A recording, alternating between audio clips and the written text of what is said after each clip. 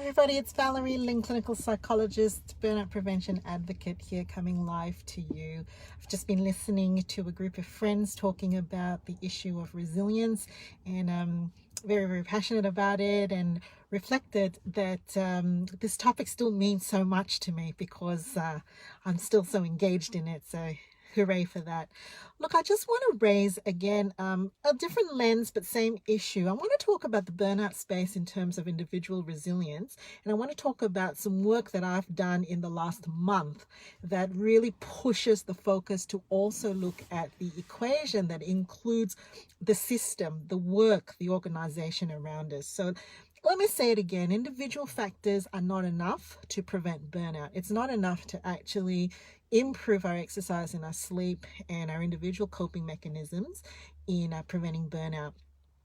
So in the last month, I've been really working in the space of investigating the organizational and work issues that come into it. So I want to talk a little bit, I've talked a bit in previous vlogs about the work factors, the 5 areas that we can really massage and negotiate in our work to increase the resources that we have in our work so that we're not experiencing the burn of burnout. But I want to talk about organizational factors. And one of the things that comes out very strongly when we're working in the burnout space is the degree to which the organization that we work with, first of all, has a clear ethos, philosophy, mission, vision, value-driven statements that not only are emblazoned on some perspex thing that's plastered on a wall somewhere, but is actually embodied behaviorally. We can see that coming through in the way that the person at reception greets us, in the way that when you bring up a tricky conversation, the ethos and the philosophy of the organization that you work with shines through, and the degree to which stakeholders and leadership are willing to engage in conversations when that ethos, when those values are incongruent on the ground and in expression, right? One of the best working experiences I had was working in McDonald's. That may sound strange to you, but I was 16. It was one of my jobs. I had already by that stage worked in some other spaces. And in McDonald's, not only are the systems and processes really streamlined, but there's a clear ethos and philosophy that flows through. You know, it used to be that people would ask you, would you like fries with that, and things like that. But organizationally, there's also a way in which from headquarters down to the person who's working, at least at that time, in that particular chain that restaurant that I worked in, the managers were guided by that value of teamwork, humility. Everybody on the roster knew how to man a station, right? The manager wasn't someone that was overlooking you. The manager was part of the team, and we would return to the flow of the process of how we were meant to do things, to acknowledge safety in the team, to acknowledge the quality of what we were delivering. Things did get thrown out, and to deliver a customer experience that was consistent no matter where you went. And when you walked out of there, well, at least when I walked out of there as a 16-year-old, you know what was left in my memory? That working there gave me an experience of knowing what team and customer experience delivery was all about.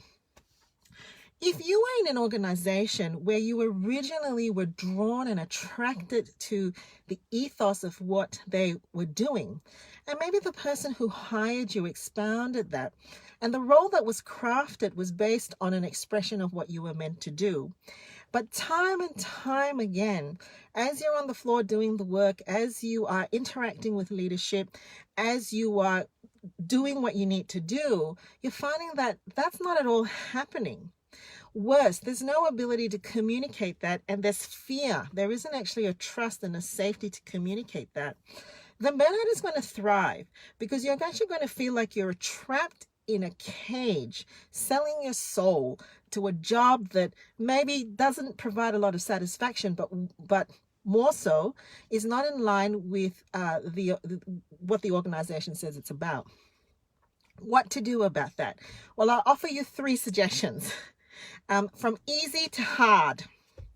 The easiest way to tackle that situation, apart from acknowledging where it's incongruent, is to seek the people in your organization who do or who do work in congruence to the ethos and to the values of the organization and the business. So you seek them out, because you want to get on the ground information for the people who still believe in what they're doing and who are working in a way that is consistent. And so you are able to network, and you're able to fraternize with the people who are still staying on the course. So number 1, find the people that still prescribe or subscribe to it. Number 2, if you can't change the organization, figure out some ways within your work that you can modify or adjust how you are doing things, so that it increases the sense that I am working still in the ethics or in the congruence of this philosophy or this ethos. So if quality to customer service is really important, but you're working around a bunch of jaded workers and you don't see any of that happening, well, you change your script when you get on the telephone, right? And you encounter and embrace the experience that comes back from you.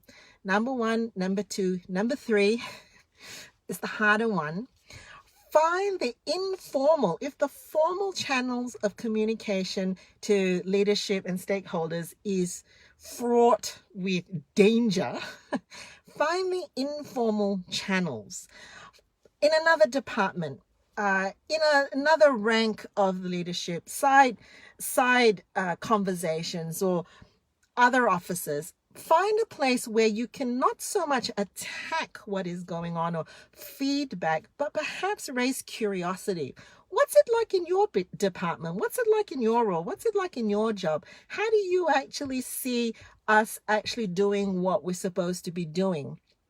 Because that curiosity sparks conversations then for people to ignite within themselves a degree of insight, to be saying, oh, actually, that's a good point. I've been thinking about that as well. And these small conversations hopefully lead to larger conversations. All right, so organizational ethos, really, really important.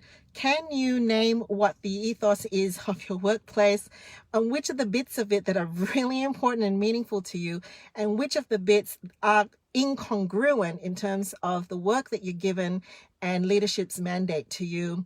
Make the small changes and be the change.